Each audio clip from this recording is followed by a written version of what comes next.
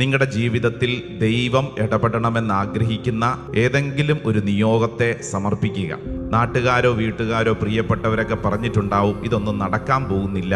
എന്നാൽ ഇപ്പോൾ ഈ ശുശ്രൂഷയിൽ പങ്കെടുക്കുന്ന എൻ്റെ പ്രിയപ്പെട്ടവരെ, വലത് കരത്തിൽ നിന്റെ നിയോഗം അതിങ്ങനെ ഉയർത്തിപ്പിടിക്കുന്നു. പരിശുദ്ധ അമ്മയോട് ചേർന്ന് ഈ നിയോഗത്തെ ഒരു പ്രാർത്ഥനയാക്കി അത് സമർപ്പിക്കുക. നിങ്ങളായിരിക്കുന്നിടങ്ങളിൽ നിങ്ങളുടെ നിയോഗത്തെ സർവശക്തനായ ദൈവത്തിന്റെ കയ്യിലേക്ക് സമർപ്പിച്ചൊന്ന് പ്രാർത്ഥിക്കുക. പരിശുദ്ധ അമ്മയോട് ചേർന്ന് നമുക്ക് ഈ നിമിഷം പരിശുദ്ധ അമ്മയുടെ സ്തോത്രഗീതം നമ്മൾ ചൊല്ലി പ്രാർത്ഥിക്കുകയാണ്. ലൂക്കാ സുവിശേഷം 1-ാം അധ്യായം 46 മുതലുള്ള വചനം വിശ്വാസത്തോടെ അത് പ്രഖ്യാപിക്കണം.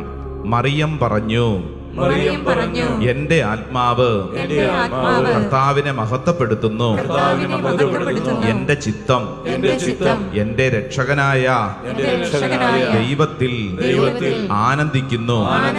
അവിടുന്ന്